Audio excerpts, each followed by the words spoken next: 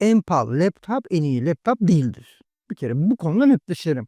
En iyi laptop ihtiyacın olan programı açtığında kasmaya, verdiğin her kuruşun hakkını performans olarak geri verendir. Bugün oyun oynatır mı sorusunu geçiyoruz.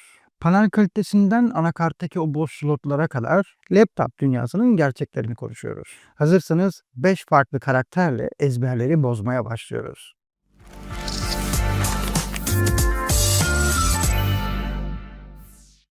İlk sırada MSI Teen serisi var. MSI Teen 15. Oyuncu bilgisayarı kaba olur algısını kırmak için geliyor. Malzeme ve ekran tarafında üst kapak fırçalanmış metal, geri kalan kısımları yüksek kaliteli polimer. 1.86 kilogram ağırlığıyla tüy siklet bir oyuncu. Ekran tarafında 144 Hz dinleme hızına sahip IPS level bir panel var.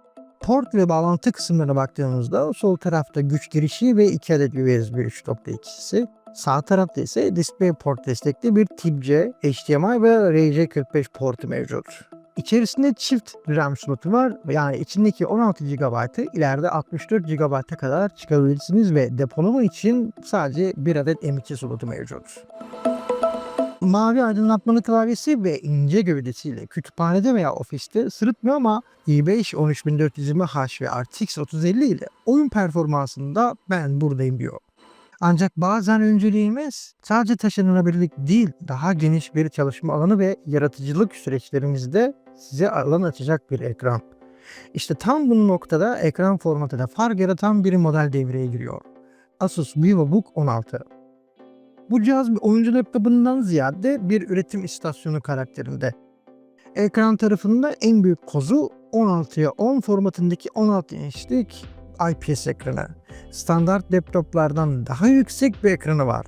Kod yazarken, Excel'de çalışırken veya makale okurken %10 daha fazla dikey alan sunuyor. Malzeme kalitesine baktığımızda Asus burada antimikrobial guar teknolojisini ve askeri sınıf dayanıklılığı sunuyor. Gövde kaliteli polimer ama çok tok bir hissi var. Sağ tarafında 2 adet USB 3.2, 1 adet USB-C ve HDMI, sol tarafta ise veri aktarımı için bir USB 2.0 portu mevcut. 8 GB RAM'in bir kısmı lehimli, bir slotu boş. Mutlaka bir 8 GB daha ekleyip RTX 4050'nin gücünü uyandırmalısınız. Hem işimi yapayım, hem video kurgumu bitireyim, hem de akşamları DLSS 3 desteğiyle güncel ve akıcı oyunları oynayayım diyenler için uygun.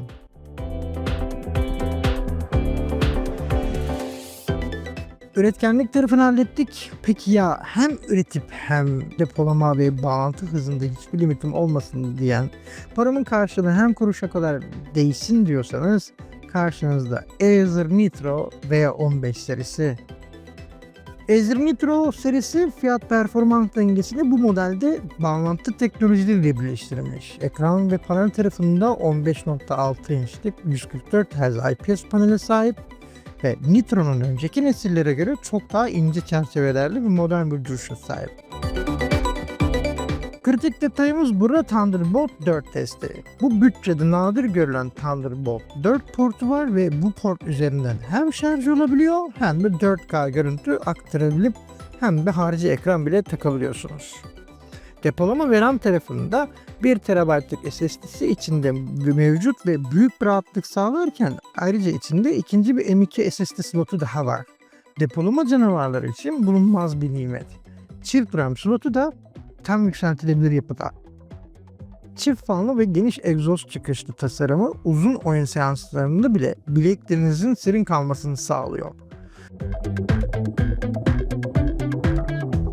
Buraya kadar olan modeller dengeli ve çok yönlü ama şimdi vitesi biraz yükseltip saf işlemci gücüyle masadaki tüm bilgisayarlara meydan okuyan zırhlı bir canavar seçiyoruz. Asus TUF Gaming F16. Evet, 2024 model bir ürün olabilir ama eğer laptopu masaüstü niyetinde kullanacaksan ve işlemci gücü her şeydir diyorsan TUF F16 sizin için üretilmiş bir alet. İşlemci ve panel tarafına baktığımızda içinde bu cihazın i7 14650HX var. HX serisi masaüstü işlemci kalıbının laptopa sığdırılmış halidir arkadaşlar. 165 Hz G senkronizasyon destekli ekranı oyunlarda yırtılmayı sıfıra indiriyor. Batarya ve şarj tarafında 90 wattlık devasa bir bataryası var ve ayrıca Tip-C üzerinden 100 watt power delivery'li şarj desteği sayesinde dışarı çıkarken o devasa adaptörü taşımak zorunda kalmıyorsunuz. Thunderbolt 4 USB 3.2, Tip-C ve RJ45 ve tam boy HDMI ile bir bağlantı üssü gibi. Kapağı alüminyum, gövdesi askeri standartlarda test edilmiş yüksek dereceli kompozit. RTX 5050 ekran kartı ile en yeni nesne kapı açıyor. Geldik final noktasına. Bende limit yok, yükseltmeyle uğraşmak istemiyorum.